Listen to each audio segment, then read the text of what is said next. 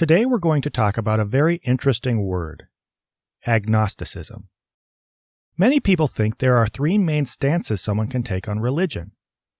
On one side you have Christians, or other people who believe in God, and on the other side you have the atheists, the people who don't believe in God. Then, in the middle, there's this group of people called agnostics, which basically includes everybody who isn't sure one way or the other. This is a very common way of categorizing people's views of God, but it has a few strange implications about how agnosticism works. In short, it suggests that 1. Not being entirely sure about God's existence lands someone halfway between belief and non-belief, with each alternative being equally likely. 2.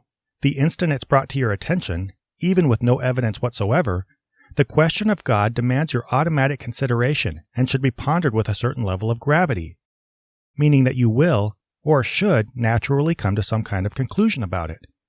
To be totally indecisive implies a certain level of wishy-washy ambivalence, and 3. You're kind of in a temporary holding pattern until you can make up your mind. But this is a pretty weird way to view lack of certainty on any supernatural or unusual claim. And to help you understand why, I want to go through a little thought experiment with you.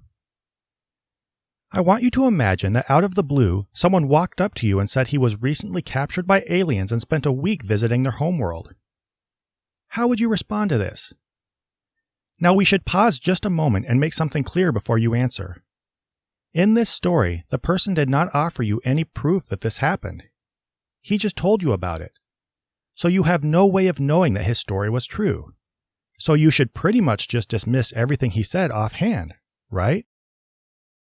But we need to remember the other side of this, which is that while you can't know his story was true, you have no conclusive way of knowing that it was not true.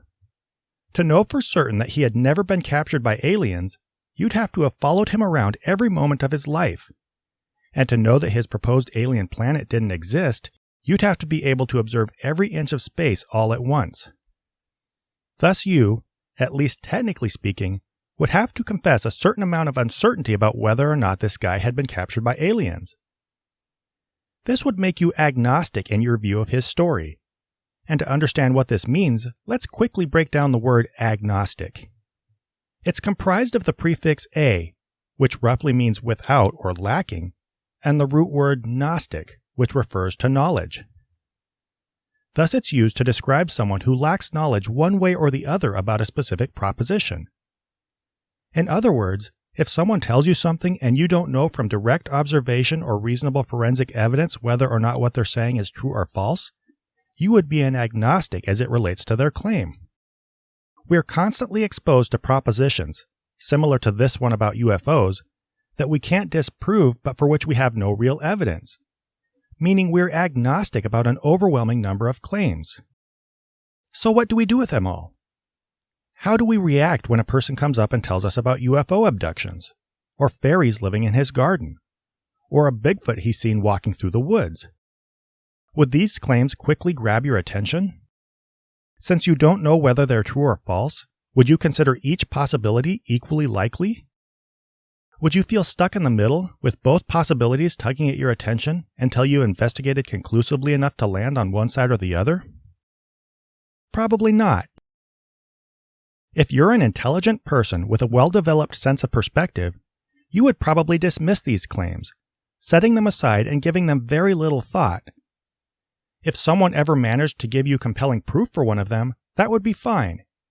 But until then, I really doubt that you would feel any great itch to conclusively prove or disprove them. Nor would you consider yourself on the fence about any of these things until they were decisively resolved in your mind. In other words, the lack of knowledge we call agnosticism does not put you at a halfway point between accepting or rejecting ideas like ghosts, fairies, Bigfoots, or UFOs. Instead, it causes you to recognize that these ideas are baseless and not worth your time. You obviously can't devote attention to every possible idea in the world that you can't conclusively disprove. So you recognize that it's incumbent on a believer to show some evidence before you'll take them seriously. So if this is how agnostics should be expected to behave with regard to UFOs, Bigfoots, or fairies, then why do people think agnostics should behave any differently toward Christianity? Why should the mere proposition of God demand your attention if the mere proposition of a UFO abduction does not? Why should the lack of evidence against God give an unbeliever pause when you demand evidence for a UFO before you give it a moment's thought? Agnosticism leads to at least tentative disbelief when it comes to UFOs. So why, when applied to the question of God, should agnosticism not lead to at least tentative atheism? The reason, quite frankly, is that Christianity is granted an automatic standing in the public conversation that we would never give to other ideas. Not based on its merits, but because it's such a deeply embedded and highly revered tradition in our society. People have been believing a God with no evidence for generations. Thus they think it makes sense that unbelievers should feel compelled to give it their attention with just as little evidence. But this is not a rational way to approach any supernatural claim. The whole idea of agnosticism as a halfway point between belief in God and atheism betrays an undeserved position of privilege that Christianity holds in our society. And it's time for all of us to think about why this is, and to start expecting way more evidence before we even consider God as a realistic proposition. As I never tire of telling people on Twitter, I can't disprove God, but he can go ahead and wait in line with fairies, UFOs, and Bigfoot until someone gives me good reason to consider his existence.